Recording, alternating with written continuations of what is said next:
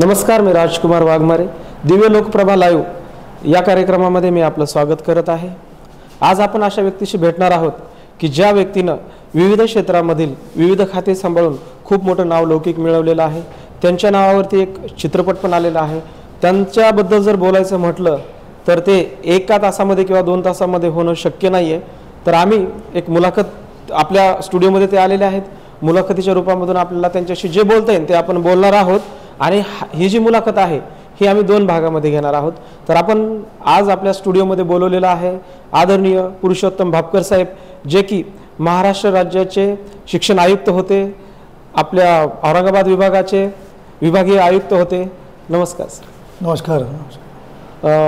Sir, आपण वेगवेगळ्या क्षेत्रामध्ये काम केलेलं आहे आणि आपला जो प्रवास आहे तो आपला प्रवास रोजगार हमी योजनेवरती कामगार तर रोजगार हमीचा प्रमुख इथपर्यंतचा जो प्रवास आहे हे म्हणजे कसं शक्य झालं, इतकी अवघड गोष्ट? खरं म्हणजे पहिल्यांदा तुम्हाला मी धन्यवाद देतो की तुम्ही माझं या ठिकाणी मला मुलाखतीसाठी बोलावलं आहे आणि लोकप्रभाच्या माध्यमातून मुलाखत आपण घेत आहात. खूप खूप आभारी आहे तुमचा. तुम्ही जो प्रश्न विचारला राजकुमारजी की रोजगार हमीचा मजूर ते महाराष्ट्र शासनाचा सचिव, बरोबर आहे.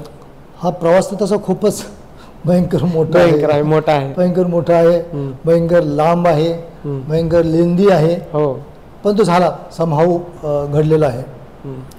खरं म्हणजे 1972च्या दुष्काळामध्ये महाराष्ट्र होर पडला होता. बरोबर आहे. आमचं एक चांगलं कुटुंब, चांगलं शेतकरी कुटुंब, सधन शेतकऱ्याचं कुटुंब असलेलं, माझ्या आजोबाचं जवळपास 100 एकर जमीन असलेलं आमचं घर होतं. गावातलं किंवा तालुक्यातलं एक मोठं नाव होतं. परंतु 4-5 वर्ष तो दुष्काळाचा असर टिकला आणि मग शेवटी अशी पाळी आली की लोक कामावर जाण्याची पाळी आली आमच्यावर. आम्ही त्यावेळेस मी 8वी पास 9वी पास असं झालेलो होतो. 10वीच्या वर्गामध्ये जात असताना 73च्या दरम्यान इतकी दयनीय अवस्था झाली की मजुरीला जाण्याशिवाय काही पर्यायच उरला नाही. मजुरीचा हा एक पर्याय राहिला, मजुरीच्या शिवाय दुसरा पर्यायच नव्हता. आणि सुदैवाने आमच्या गावामध्येच एक बंधाऱ्याचं काम सुरू झालं होतं, गावतळ्याचं काम सुरू झालं होतं, पाझर तलावाच्या माध्यमातून काम सुरू होतं आणि नुकतंच लोकांनी तिथं गर्दी केली कामासाठी. आपण म्हटलं आता सुट्टीचा पिरियड आहे, घरासाठी तेवढीच थोडी मदतही होईल, त्या निमित्ताने कामावर जायला आम्ही पण सुरुवात केली. मी, माझा भाऊ किंवा माझी आई, काका वगैरे आम्ही असे सगळ्यांनीच कामाला जायला सुरुवात केली. एक दिवस काम झालं, दुसऱ्या दिवशी त्याच कामावर खरं म्हणजे आता जी काही हायरार्की असते तिथं काम करणारे मजूर, मजुराच्या वर मुकादम, त्याच्यानंतर त्यांचा जो असिस्टंट टू इंजिनियर जो आहे तो, ज्युनियर इंजिनियर, ही अशी जी हायरार्की असते फारशी काही माहिती नव्हती. परंतु पहिल्या दिवशी काम केलं, दुसऱ्या दिवशी काम केलं, तिसऱ्या दिवशी 1 हप्ता काम केलं, आठवडाभर काम झालं. रोज माती खणणं, माती उचलणं, भिंतीवर नेऊन टाकणं, हे सगळं काम होत होतं. अर्थात काम करायला तसं कमी आपण कधीच नव्हतो. लहानपणापासून शेतामध्ये काम करणं, आई वडिलांना मदत करणं, इव्हन नांगर चालवण्यापासून सगळी कामं करत होतो आम्ही. बरोबर. दुष्काळात तर आम्ही ह्या विहिरीचं पाणी जेव्हा आमचं खोल गेलं तेव्हा 7-7 पुरुष खोल विहिरीच्या पाण्यातून गाळ काढलं आम्ही. दोराने धरून उतरायचं, गाळ काढायचा, चढायचं, हे सगळे कामं करत होतो आपण. तसंच सक्षमता पण होतीच, पण मनामध्ये कुठेतरी असं वाटत होतं की आपल्याला काम करायची पाळी आलेली आहे. 1 हप्ता झाला, दुसऱ्या हप्त्याला पुन्हा थोडीशी गँग बदलली आणि आमच्या गँगमधला जो एक सिनियर मुलगा होता त्याला मुक्कादम म्हणून केलं. मुक्कादमाचं पुन्हा आणखी वरच्या बाजूला त्याला घेतलं. तर मला असं वाटलं की ह्या गँगचा मुक्कादम आता मला करतील, पण मी होतो तसा छोटा बालमजूरच होतो. बरोबर. 13-14 वर्षाचा होतो. तर मला त्या ठिकाणी गँगमन म्हणून सुद्धा घेतलं गेलं नाही. तर मला ती गोष्ट इतकी मनाला लागली माझ्या. एक वृद्ध माणूस आमच्याच गँगमधले होते, त्यांना केलं गँगमन नंतर, पण मला ते खटकलं की अरे तुला गँगमन सुद्धा होण्याची तुझी पात्रता या क्षणाला नाही, लोकांच्या मनामध्ये नाही, किंवा जे काम करून घेत आहेत त्यांच्या मनामध्ये नाही. तर तुला तुझी पात्रता कशी वाढवता येईल? खरं म्हणजे गँगमनचा हा तसा फारच अगदी खालच्या लेवलचाच, सगळ्यात लो लेवलचा जो एम्प्लॉई आहे तो होता. तेव्हापासून मग मनामध्ये ही सगळी बीज कोंडी करायला लागली की तुला मोठं व्हायचंय, तुला मोठं व्हायचंय, मोठं व्हायचंय. मोठं कशाला म्हणतात, कशाशी खातात हेही फारसं माहीत नाही, पण मोठं मात्र व्हायचं एवढं माहित होतं. मग इतकं मोठं झालं पाहिजे की ह्या सगळ्या लोकांचं आपण सगळ्याच्या पेक्षा मोठं झालं पाहिजे. म्हणजे याचा शेवट कुठे, मोठ्यात मोठं कुठे होतं? याचा आता राज्यभराचा जर विचार केला तर सगळ्यात मोठात मोठा शेवट कुठे असू शकतो तो त्यावेळेस मलाही माहित नव्हता, पण राज्यात सगळ्यात मोठं व्हायचं हे मात्र ध्येय उराशी बाळगलं आणि पुढे त्याचा सतत अट्टहास धरला, काम करत राहिलो आणि त्यातनं एक ध्येय म्हणता म्हणता अनेक ध्येय गाठता आली, अनेक उद्दिष्ट गाठता आली आणि त्यातनं हे पण एक महत्त्वाचं उद्दिष्ट राहिलं की याचा अंतिम एक टप्पा म्हणून रोजगार हमी खात्याचा मी महाराष्ट्र शासनाचा 2016 मध्ये सचिव झालो. आणि तेवढंच नाही तर रोजगार हमीला एक वेगळा आयाम देण्यासाठी खूप मोठा प्रयत्न आणि पल्ला गाठता आला, याचाही मला खूप आनंद आहे. म्हणजे आपलं या आपण जे बोललो यावरती जर बोलायचं झालं, नियतीला तुम्ही गँगमन होणं हे मान्यच नव्हतं, त्यामुळे ते तुम्हाला तिथं मिळालंच नाही. म्हणजे नियतीला माझ्याकडून रोजगार हमीमध्ये सुधारणा करून घ्यायची होती, त्यामुळे मला ते बाळकडून मिळणं आवश्यक होतं. परंतु तिथून कुठेतरी ती सुरुवात झाली. आता कामाचा व्याप जर पाहिला, तुमचा आवाका जर पाहिला कामाचा, तर खूपच प्रचंड मोठा आहे. परंतु आपण काम करत असताना आपलं जे काम झालेलं आहे हे महाराष्ट्राला दखल घेण्याच्या लायक काम आहे.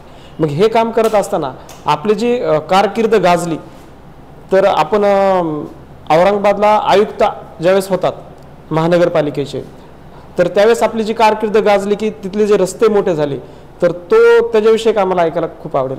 म्हणजे काय होते, कसे रस्ते मोठे केले आणि आलेल्या समस्या कशा सोडवल्या?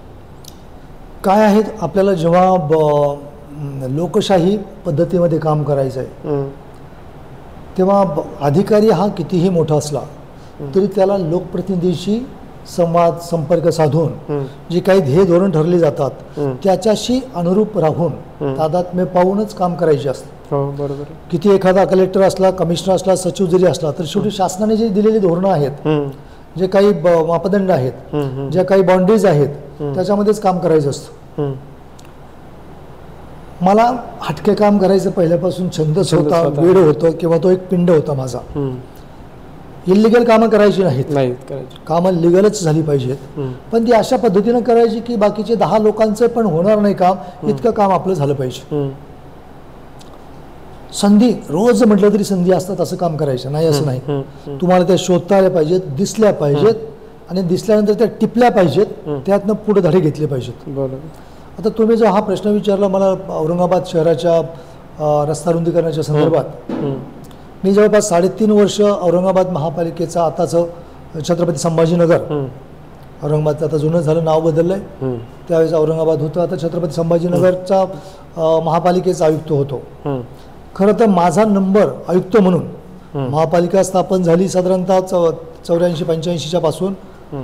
पहिल्या तर तिथं प्रशासकच होते, बरोबर, पण नंतर जे अधिकारी आले यांच्यामध्ये 81 लोकांनी कारभार स्वीकारला होता महापालिकेचा आयुक्त म्हणून. बऱ्याच वेळा रेग्युलर आयुक्त मिळत नसायचे, मग टेम्पररी कोणाकडे तरी चार्ज दिला जायचा, विलिंग तर कोणीच नसायचं. महापालिकेचं नावच असं होतं की बरंचसं नाही म्हटलं तरी आता आपल्या सगळ्यांना माहीतच आहे. या शहराच्या छत्रपती संभाजीनगरच्या महापालिकेमध्ये काम करून आनंदाने काम करायची साधारणतः कोणाची तयारीच नव्हती, स्थिती नव्हती तिथली. मी अमरावती जिल्ह्याचा जिल्हाधिकारी होतो, 2 वर्ष जिल्हाधिकारी म्हणून राहिलो मी. आणि त्या दरम्यान त्या प्रतिभाताई पाटील त्या राष्ट्रपती पण होत्या आणि तिथल्या लोकांनी मला खूप लाईक पण केलं होतं, प्रचंड कामं पण केली होती. पण 2 वर्ष काम झाल्यानंतर मलाच वाटलं की आता आपण इथून बाहेर पडलं पाहिजे. बरोबर. लोकांनी ढकलण्यापर्यंत राहण्यात मजा नाही. तर जोपर्यंत चांगलं काम आहे, जोपर्यंत आपण टॉपला आहोत, तोचपर्यंत निर्णय घेऊन आपण बाहेर पडावं. म्हणून मी ताईंना, प्रतिभाताईंना पण विनंती केली. त्यांचे आत्ताच दुर्दैवाने जे वारले दिवंगत त्यांचे पती, त्यांना पण मी सरांना पण विनंती केली की तुम्ही आता काही करून मला इथून सोडा, मी 2 वर्ष इथे राहिलोय. मी जायचं कुठं, तर मी पहिल्यांदा विचार केला की मुलांच्या शिक्षणासाठी म्हणून मी पश्चिम महाराष्ट्राकडे गेलं पाहिजे. बरोबर. एक तर मुंबई असेल, मुंबई किंवा पुणे किंवा नाशिक, कोणत्या ज्या शहरामध्ये जाता येईल पश्चिम महाराष्ट्राकडं मुलांच्या शिक्षणासाठी म्हणून. कारण तोपर्यंत मुलांच्या शिक्षणाकडे कोणाकडे स्वतःच्या कुटुंबाकडे काही लक्ष मी देता येत नव्हतं. आणि जोपर्यंत आपलं काम नीट होत नाही तोपर्यंत बाकी गोष्टी करायच्याच नाही. नाहीत, स्वतःला पण वेळ द्यायचा नाही. नाही, असं पहिल्यापासून माझं ब्रीद होतं, ठरलेलं होतं. मग त्या दरम्यान सहज म्हणजे पोस्टिंग ज्या मिळतात त्या आता पोस्टिंग कशा मिळतात यामध्ये बऱ्याचशा गोष्टी वेगवेगळ्या स्वरूपात माणसांना वेगवेगळ्या कन्सिव्ह होतात, काही वेगवेगळे त्याच्यात नोशन्स असतात. मी सुदैवाने कोणाला एकदाही पोस्टिंगच्या वेळेस कोणाला रिक्वेस्ट केली नाही की मला इथे द्या म्हणून. त्याच्यामुळे झालं असं की महाराष्ट्रामध्ये माझ्या 35 वर्षाच्या सेवेमध्ये माझ्या 30 बदल्या झाल्या. 30 बदल्या. आणि महाराष्ट्रातला कोणताच भाग माझ्याकडून राहिला नाही. जिथं देतील तिथं आनंदाने रुजू होणं आणि काम करणं ही माझा मी धर्म मानला. मला वाटतं खचितच एखादा अधिकारी असा असेल की ज्याचा 35 वर्षाच्या कालावधीमध्ये 30 बदल्या झाल्या. एवढ्या बदल्या झाल्या असतात निश्चितच. पण मी हे पाहत राहिलो की तुम्हाला एखाद्या ऑड ठिकाणी जावं लागते असं म्हटल्यावर तिथं वेगळी संधी असते. बरोबर. त्याच्यामुळं मी खानदेश काय, विदर्भ काय, मराठवाडा काय, कोकण काय, पश्चिम महाराष्ट्र काय, या सगळ्या ठिकाणी मला काम करता आलं. इव्हन तुम्ही गडचिरोलीला पण काम केलेलं आहे. राज्याचा शिक्षण आयुक्त म्हणून मी तर संपूर्ण महाराष्ट्रामध्ये गडचिरोलीपर्यंत शेवटच्या गावापर्यंत मी गेलेलो आहेच. पण मग त्या दरम्यान असं माझ्या कानावर आलं, लक्षात आलं की मला सहजासहजी पुणे मुंबई सारख्या ठिकाणी चांगल्या ठिकाणी पोस्टिंग मिळेल असं वाटत नाही. तर मी माझा फक्त विलिंगनेस दिला की मला कुठे चालेल. तर त्या दरम्यान पुन्हा या संभाजीनगर महापालिकेच्या आयुक्ताच्या संदर्भात खूप शोध घेणं सुरू होतं सरकारचं. आणि त्याच दरम्यान कोणीतरी मी माझा होकार सहज म्हणून आमचे मित्र आहेत भास्करराव मुंडे म्हणून जे विभागीय आयुक्त आहेत, निवृत्त झाले आहेत, माझे पहिल्यापासून चांगले मित्र आहेत. ते ही वॉज डिव्हिजनल कमिशनर. ते डिव्हिजनल कमिशनर होते तिथं. आणि मी सहज आमचं बोलणं होत असायचं. मला ते सहज सांगायचे की या शहराला आयुक्त नाही, कोणाला यावं, कोणाला विचारावं, कोणी यायला तयार नाही. तर मी त्यांना सहज म्हटलं साहेब मी येतो ना. सहज म्हणून गेला तुम्ही? सहज त्यांना म्हटलं मी येतो. ते म्हणले अरे इथं तू आता कलेक्टरशिप सोडून येतो इथं? मी म्हटलं हो, मला पोस्टिंगमध्ये काही पडलं नाही तसं. हीच पोस्ट महत्वाची पोस्ट आणि बाजूची पोस्ट, साईड पोस्ट हा विषयच माझ्यासाठी गौण आहे. काम महत्वाचं आहे. काम महत्वाचं आहे. आणि उलट जिथं अवघड आहे अशा ठिकाणीच काम करणं उलट मला जास्त आवडलं. जिथं अवघड काम आहे ते, जिथं अवघड आहे, सामान्य माणसाला जे, सामान्य अधिकाऱ्याला जे पेलवणार नाही किंवा ज्याला नको म्हणतात तिथं काम केलं पाहिजे हा माझा विश्वास पहिल्यापासून राहिला. आणि म्हणून अवघड ठिकाणी भिडणं, अडचणीच्या ठिकाणी घुसणं, अंगावर घेणं हा धर्म राहिला सगळा. आणि त्याच्यामुळे झालं असं की सुदैवाने खूप ठिकाणी चांगलं काम करता आलं. मुद्दा हा तुम्ही मला विचारलं होतं की औरंगाबादमध्ये हे जे नाव रस्त्याचं झालंय हे कसं, तर मी सहज माझं त्यांना हो म्हटलं. त्यांनी सीएम साहेबांना सांगितलं. अशोकराव चव्हाण साहेब त्यावेळेस मुख्यमंत्री होते. त्यांनी त्यावेळेस मला फोन केला. अरे मला म्हणे बापकर तू कलेक्टर आहेत अमरावतीला, ते सोडून तू इकडे येतोस? म्हटलं सर येतो. ते सगळ्यांसाठी हे एक आश्चर्यचकित. तर माझी लगेच दुसऱ्या दिवशी ऑर्डर निघाली. तिकडचं चार्ज सोडलं मी आणि मी जॉईन झालो इकडं.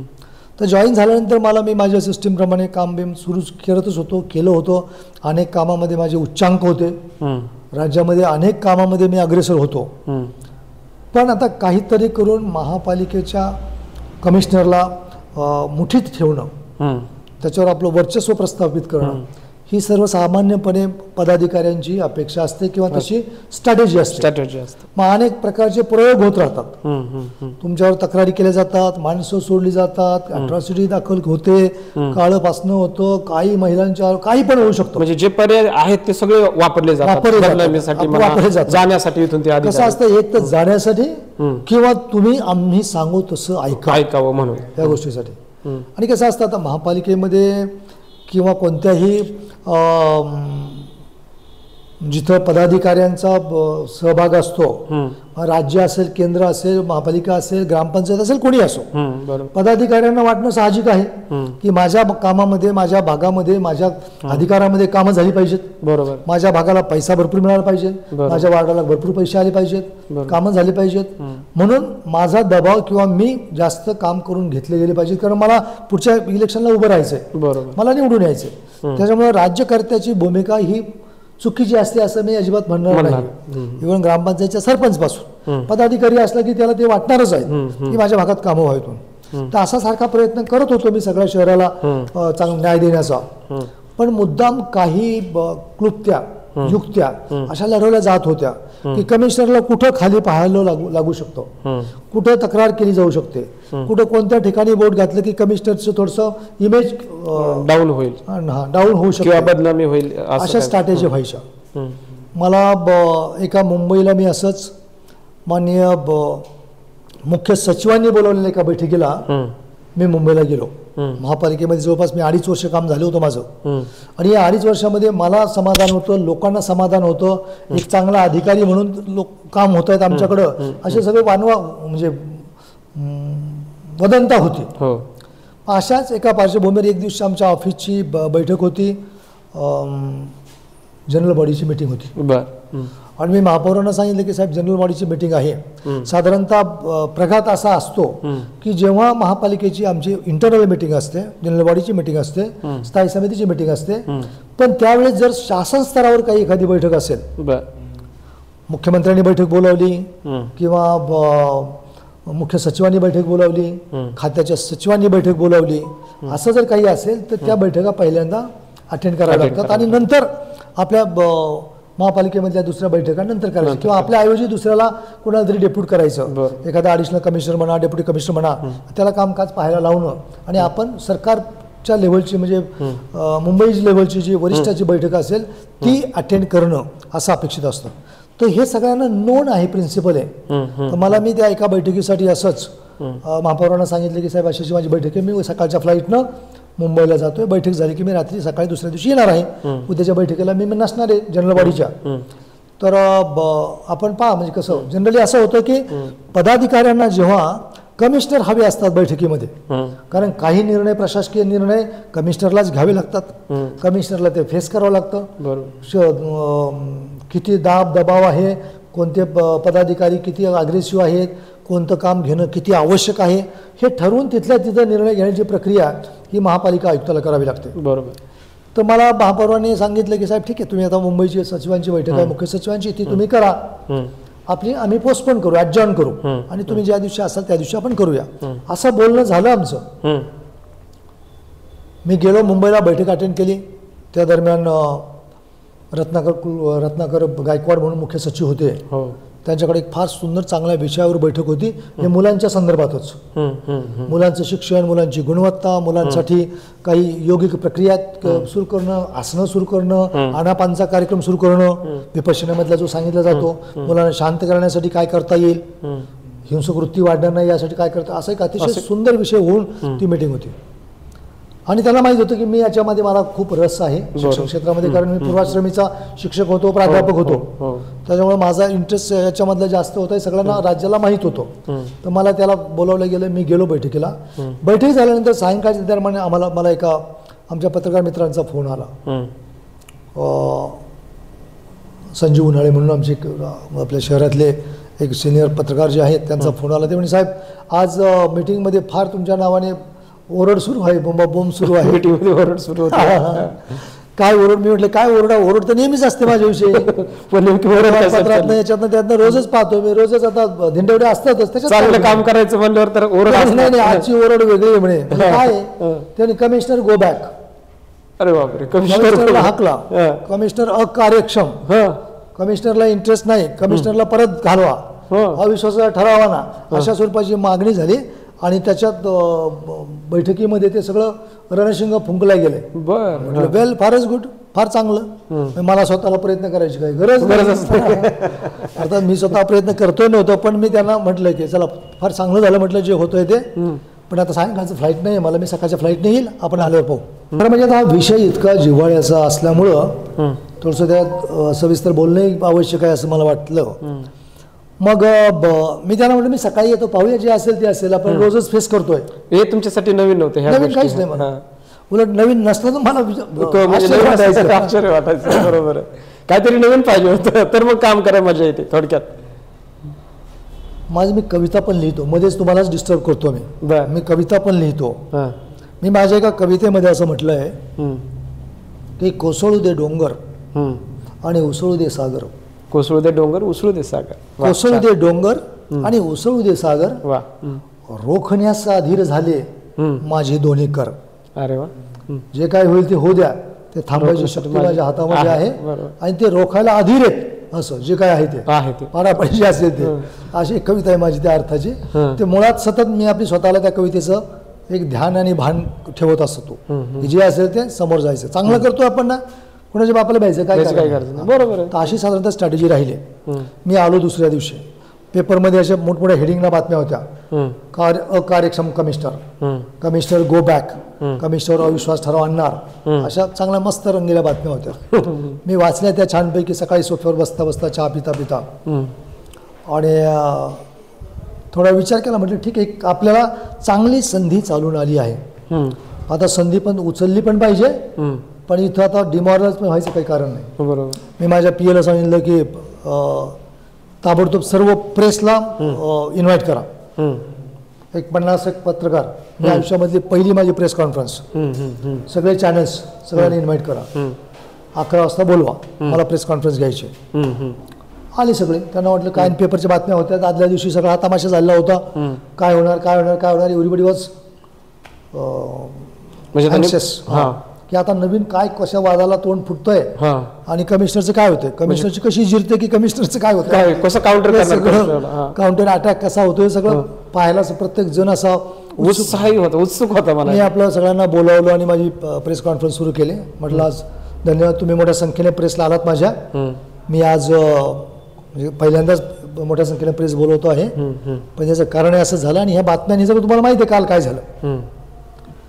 पण हे जे झालंय हे कशामुळे झालं याच्यात मी फारसं जाणार नाही, पण एवढंच तुम्हाला सांगेल की माझ्याकडे ही कामाची यादी आहे. हे 10 कामं माझी अशी आहेत की जी राज्यातल्या महत्वाच्या स्कीमची कामं आहेत, महत्वाच्या योजना आहेत महापालिकेमधल्या, आणि या सगळ्यामध्ये मी राज्यामध्ये टॉप आहे. अरे वा. आता मी तुम्हाला कुठं अकार्यक्षम दिसलोय हे मला जर सांगितलं तर बरं राहील, तर फार चांगलं राहील. बरोबर आहे. माझा दावा आहे की मी राज्यातल्या सगळ्या महापालिकेमधल्या सगळ्या कमिशनर मधला सर्वात कार्यक्षम कमिशनर मी आहे, असा दावा आज मी करतो सगळ्यांसमोर पत्रकार परिषदेमध्ये. याच्या उपर आता जर आमच्या महापालिका पदाधिकाऱ्यांना किंवा कोणाला जे वाटतंय ते दाखवावं त्यांनी मला. पण ह्या गोष्टीनं मला प्रचंड वेदना झाल्यात, मी दुखावलो गेलोय. आता याच्यावर मी कोणाचा सूड म्हणून असं नाही, पण मी आणखी कार्यक्षम कसा आहे हे मी उद्यापासून दाखवणार. आणि आता ते दाखवताना जो कोणी पुढे येतोय त्याला आडवा केल्याशिवाय राहणार. बरोबर. जशाच तसं जे होईल ते होईल. कोणाची ज्याची हिंमत आणि ज्याची अवकात आहे त्याने पुढे यावं. बरोबर. मी काय करतोय, उद्यापासून माझा रस्ता रुंदीकरणाचा कार्यक्रम सुरू होतो. अरे वा. आता हा जो रस्ता रुंदीकरणाचा कार्यक्रम होता हा गेल्या 37-38 वर्षापासून प्रलंबित होता. मला शहराचा रस्ता रुंदीकरण आणि डीपी प्लॅन ज्याला आपण म्हणतो, हा डीपी डेव्हलप करण्याचं काम गेल्या 37-38 वर्षापासून पेंडिंग होतं. पैसे नव्हते, रस्ते मोठे करायचे, लोकांच्या जागा संपादन करायच्या, त्याला पैसे नाही. महापालिका अगोदरच गरीब परिस्थितीमधली, इथं पगार होता होता मारामारी असायची. अशा अवस्थेमध्ये मी डिक्लेअर केलं की मी आज रस्ता रुंदीकरणाचा कार्यक्रम घेणार आणि कोण पुढे येतोय तो पाहतो. कशाच्या जीवावर? एक तर ह्या लोकांनी मला हे बळ दिलं, मी कार्यक्षम आहे आणि ते तुम्हाला सिद्ध करता आलं की मी किती मला बळ मिळालं, मला एक ताकद मिळाली, ऊर्जा फार मोठी. येस डॉक्टर पुरुषोत्तम भापकर, तू कार्यक्षम आहेस, अजून तुला आणखी कार्यक्षम आहे. किती पॉझिटिव्ह घेतली ती गोष्ट. नंबर 1. नंबर 2, आता हे करायचं म्हणजे याला पैसे पाहिजे होते. पैसे कुठून आणणार? तर केंद्र सरकारची एक योजना होती, वित्त आयोगाच्या अनुदानातून काही पैसे मिळत होते. त्याच्यातले काही पैसे 10 कोटी रुपये महापालिकेला आले होते. एक 5-6 महिन्यापूर्वीची गोष्ट, 4-5 महिन्यापूर्वीची. आणि ते पैसे महापालिकेच्या जनरल बॉडीने ठराव केला, हे पैसे कशावर खर्च करायचे याचा अधिकार महापौरांना देऊन टाकला. बरोबर. त्याच्यामुळे कमिशनरचं त्याच्यानंतर आता मध्ये काही त्याच्यात हस्तक्षेप नाही राहिला कोणाचाच की कशावर खर्च करायचे. पैसे होते 10 कोटी रुपये. महापौरांच्या लेवलला असं झालं की त्यांना मागणारे 100 लोक, आमच्या वार्डामध्ये काम द्या, आमच्या वार्डामध्ये काम द्या, हे करा ते करा असं म्हणणारे लोक, त्यांना शेवटी असं वाटलं की आता 10 लोकांनाच आपण संतोष करू शकतो, ते 100 लोकांचं कुठं अंगावर घ्यायचं. बरोबर. त्यांनी एक दिवस मला पत्र दिलं की कमिशनर साहेब, हे 10 कोटी रुपये तुमच्याकडे आम्ही परत देतो, याचं नियोजनाचे खर्चाचे सगळे अधिकार हे तुम्हाला दिले, तुम्ही ठरवा. बस एक काम झालं, मला 10 कोटी रुपये मिळाले आणि या 10 कोटीच्या जीवावर मी 500 कोटीच्या जागा ताब्यात घेतल्या. 10 कोटीच्या जीवावर 500 कोटीच्या जागा ताब्यात घेतला. हा एक इतिहास झाला. राज्यामध्ये पहिल्यांदा TDR ट्रान्सफरेबल डेव्हलपमेंट राईट्स आणि FSI, आपण FSI जो म्हणतो बिल्डिंगच्या बांधकामामध्ये, ह्या 2 गोष्टींचा वापर महाराष्ट्रामध्ये पहिल्यांदा आपल्या महापालिकेमध्ये सुरू केला. 10 कोटी रुपये एवढेच होते, पण लोकांना आम्ही सांगितलं की तुमच्या जागा आम्ही ताब्यात घेणार, उद्यापासून रस्ता रुंदीकरणाचे काम सुरू करणार, ज्या मोजणीमध्ये जेवढ्या जागा येतात तेवढ्या जागा आम्ही ताब्यात घेणार, पार्टनर बुलडोजर माझे काम करणार. तर तुम्ही स्वतःहून हे 16 तुम्हाला पैसे पाहिजेत, पैसे देतो. त्यांना वाटलं लोकांकडे यांच्याकडे कसले पैसे, कुठून पैसे आणणार. मी म्हटलं माझ्याकडे पैसे आहेत, ज्याला पैसे पाहिजे त्याला मी पैसे देतो. आणि पैसे असे तसे नाही, तुम्ही तिथं मोजा, तिथल्या तिथं माझा अकाउंट ऑफिसर उभं राहील, तिथल्या तिथं मापं घेईल, तिथल्या तिथं व्हॅल्युएशन केलं जाईल आणि तिथल्या तिथं पैसे देतो. लगेच जागेवरच पैसे द्यायचे नियोजन. दुसऱ्या दिवसापासून सकाळी 7 पासून मी हेल्मेट डोक्यावर चढवलं आणि रस्त्यावर उभं राहून हे सगळं सुरू केलं. मोजमाप करा, कोणती बिल्डिंग येते, तसुभर इकडे तिकडे हल्लं नाही पाहिजे. सगळी बिल्डिंग जिथं नेमकी जाते तिथूनच घ्यायची. कोणी गरीब म्हणून इकडे सरकवली नाही, एखादा श्रीमंत म्हणून सोडली अजिबात नथिंग नाही. त्याच्यामुळे हे सगळं असं सुरू केलं. लोकांना वाटलं कसलं काय होतंय. मग लोकांना आम्ही 24 तासाचा अल्टिमेटम दिला. ज्या पडायला झाल्या इमारती त्या तोडल्या, पहिल्यांदा सुरू केलं की ह्या मी आता 24 तास यात काढणार. बुलडोजर नेऊन तिथं उभे केले, त्या तेवढ्या सुरुवात केली. उभं राहिलो आणि मग धड धड धड धड धड जे सुरू केलं. 31 रस्ते रुंद झाले. 31 रस्ते रुंद झाले. नंतर 2,500 घरं तुटली. लोकांनी डोक्यावर घेतलं, तेवढा मोठा रस्ते स्वतःच्या जागा ताब्यात दिल्या. मी ज्या रस्त्याने जायचो त्या रस्त्याला लोकांनी स्वतःहून घरं तोडायला सुरुवात व्हायची. त्यांचा विश्वास वाढला, माझ्यावरचा वाढला आणि माझी जी फौज होती सगळी फौजेवर वाढला. कारण सगळ्या डोळ्यात तेल घालून उभं असायचं. तुम्ही स्वतः तिथं होतात ना. पहिल्यांदा शहराने अनुभवलं की महापालिकेमधला कर्मचारी कारकून जरी असला आणि शिपाई जरी असला तरी त्याला इज्जत मिळायला लागली तुमच्या कामाच्या माध्यमातून. बोलता बोलता बोलता बोलता पुढच्या 4-6 महिन्यामध्ये हे सगळं शहर खंडर झाल्यासारखं झालं होतं. धूळ झाली होती. रात्रीतनं पुन्हा 5-25 गाड्या लावायच्या, सगळा मलबा उचलून लांब दूर नेऊन टाकायचा, शहर स्वच्छ करायचं, पुन्हा नवीन कामाला सुरुवात करायची. मग मध्ये मंदिर येत आहेत, मस्जिद येत आहेत, दर्गे येत आहेत, समाध्या येतात, जे काही येत असेल ते सगळं बाजूला केलं गेलं. आणि मग लोकांना अश्युरन्स पण दिला की तुम्ही तुमच्या जागा द्या, ज्याला अजिबातच राहायला काही नाही त्याला मी घर देतो, त्याला मी जागा देतो. आणि मग सुदैवाने पुन्हा अशा 700 लोकांना मी प्लॉट आणि घर दिले. अरे वा, म्हणजे त्यांना त्यांचं घर मिळालं हक्काचं. आणि रस्ते तर झाले 31 रस्ते, म्हणजे हे काही छोटी गोष्ट नाही. मला वाटतं ते हे रस्ते करत असताना काही मोठ्या लोकांचे पण होते का त्याच्यामध्ये घर? काही सगळ्या मोठ्या लोकांचे होते. खासदार खैरे होते त्यावेळेस, त्यांचं स्वतःचं घर होतं ते तोडलं गेलेलं आहे. नंतर आमदार जयस्वाल होते, त्यांचं घर तोडलं गेलेलं आहे. तनवाणी आमदार होते त्या दरम्यान, त्यांचं घर तोडलं. पण जेव्हा यांच्या पण लक्षात आलं की हे काम जेन्युइन सुरू होत आहे, प्रामाणिक काम सुरू होत आहे आणि याला आता कुठं अडसर नाही, तर ते बिचारे सगळे स्वतः उभे राहिले. स्वतःची घरं तोडत असताना माझ्या शेजारी उभे राहिले ते, आणि ते पण बिचारी तोडू लागले. म्हणजे एखादं काम जर चांगलं असेल तर त्याला लोकांचाच प्रतिसाद मिळतो, हे आपल्या साहेबांच्या या बोलण्यामधून लक्षात आलं. आत्तापर्यंत जी आपली मुलाखत चालली त्याच्यामध्ये जे आम्ही भापकर साहेब बघितले, एकदम कर्तव्य दक्ष भापकर साहेब बघितले, एकदम डॅशिंग भापकर साहेब बघितले. पण या डॅशिंग कर्तव्य दक्ष जबाबदार या अधिकाऱ्याला गाण्याचा कविताचा छंद कसा काय लागला, तिकडे कसं काय वळाला हा अधिकारी? नाही, खरं म्हणजे हा एक अतिशय महत्त्वाचा विषय आहे आणि महत्त्वाचा प्रश्न तुम्ही छेडला. माझं वैयक्तिक असं मत आहे की जिथं जास्त संवेदना आहेत, जिथं जास्त संवेदना आहेत तिथंच इतकं भव्यदिव्य काम होतं, व्हायला सहज मदत होते. जितके तुम्ही सेन्सिटिव्ह असतात लोकांच्या प्रती तितके सेन्सिटिव्ह तुम्ही कामाप्रती असता. बरोबर. समाजाप्रती तितकी सेन्सिटिव्हिटी असते, शब्दाप्रती तितकीच असते. त्यामुळे असं वाटतं की ठीक आहे, म्हणजे मला बेसिकली मी जसा सेन्सिटिव्ह माणूस आहे म्हणजे एक रूप ज्याने माझं हे पाहिलं तर ते आता मला मी असे पाहतो की रस्त्यावरचे साधे साधी माणसं, गरीब बेचारे माझ्याकडे येणारे, त्यांना मी गळ्यात हात टाकून, हाताला हात देऊन, ज्याला इव्हन चालता येत नाही. मी जेव्हा विभागीय आयुक्त होतो तेव्हा तर अनेक असे त्यावेळेस वर्तमानपत्रामधून इकडून तिकडून फोटो येत असायचे, म्हणजे दाखवण्यासाठी म्हणून नाही. अनेक लोकांना मी चेंबरमधून उठून बाहेर रस्त्यावर मी जायचो, त्या माणसाला चालता येत नाही, उठता येत नाही, त्याचे तिथे जाऊन मी निवेदन घ्यायचो. रिक्षामध्ये आलेला माणूस मी सांगायचो, निरोप द्यायचं माझ्या माणसाला, त्याला तिथंच उभं राहायला सांग, तिथंच यायला सांग, इकडे इतक्या लांब पायऱ्या चढून येऊ नको. तर ह्या संवेदना सुदैवाने परमेश्वर कृपेने त्या राहिल्या. पण त्या नुसत्या राहिल्या असं नाही, तर त्या कृतीत आल्या. पुढे पुढे त्या कृतीतून नव्हे शब्दामध्ये आल्या आणि पुढे त्या शब्दाचे सूर पण झाले. आणि म्हणून मग ज्या भावना असतात इथे त्या भावना शब्दबद्ध होतात, कागदावर येतात, गीत बनतात, संगीतात जातात. त्या माझं असं म्हणणं आहे की जिथं संवेदना जास्त आहेत, जास्त सेन्सिटिव्हिटी जिथं आहे, त्या अशा माणसाकडून कामही जास्त ताकदीनं मजबूतीनं करता येऊ शकतं. आणि त्याच माणसाला ह्या शब्द संवेदना, पद्य, काव्य, गीत याला पण जन्म देऊ शकतात. आता मला मी ज्यावेळेस ही पाडापाडी सुरू असायची माझी, इमारत एखादी रस्ता रुंद झाला, आता संध्याकाळी थांबवायचं आहे, तर ज्या भागात समजा तिथून माझे काही 1-2 मित्र वगैरे ते जवळ असायचे. एक मित्र अतुल दिवे नावाचे एक संगीतकार आहेत, शहरातले तिथले गायक आहेत, संगीतकार आहेत. त्यांच्याशी माझं थोडं ट्युनिंग जमलं असं. त्यांनी माझी गाणी पाहिले, एकदा शब्द पाहिले. ते म्हणजे साहेब हे फार चांगले, त्याला मी चाली लावतो.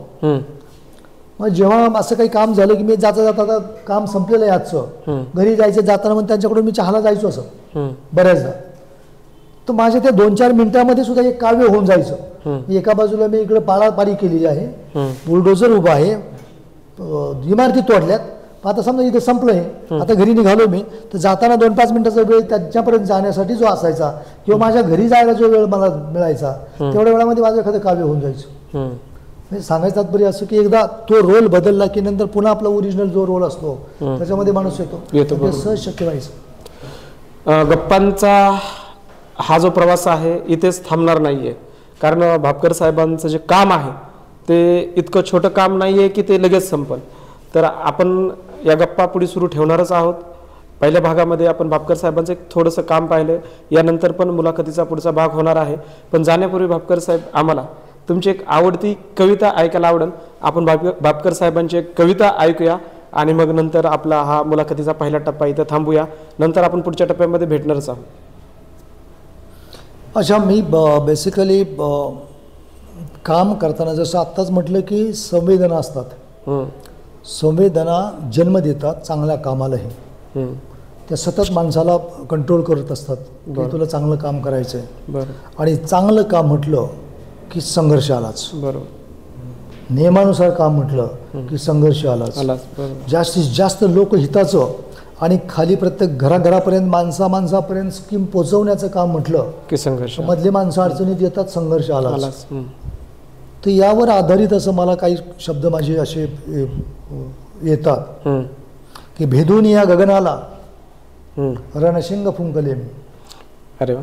भेदून या गगनाला रणशिंग फुंकले मी, वर्षाव उल्कापाताचे भालेच झोकले मी. अरे वा, मस्त, एकदम. भेदून या गगनाला रणशिंग फुंकले मी, वर्षाव उल्कापाताचे भालेच झोकले मी, छेदून या लक्षाला चक्रव्यूह भेदले मी. अरे वा. छेदून या लक्षाला चक्रव्यूह भेदले मी, अन्याय अत्याचार हेच भक्ष शोधले मी. अरे वा वा, मस्त. अन्याय अत्याचार हेच भक्ष शोधले मी, रोज रोज नवनवीन ब्रँड जोडले मी. माणसं जोडणं आवश्यक असतं, स्ट्रॅटेजी जोडणं आवश्यक असतं. रोज रोज नवनवीन ब्रँड जोडले मी, पिढी जात मक्तेदारीचे सुभेच तोडले मी. शिक्षण सगळ्यांचंच आहे, मोठं होणं सगळ्यांचंच आहे, काम करणं सगळ्यांचंच आहे, धंदा करणं सगळ्यांचंच आहे.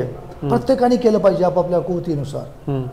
पण मग हे करताना मधली माणसं जी काही डिस्टर्ब होतात, काही फळी डिस्टर्ब होते, काही नतद्रष्ट गोष्ट हे होतात, मग ते अंगावर येत राहतात. बरोबर आहे.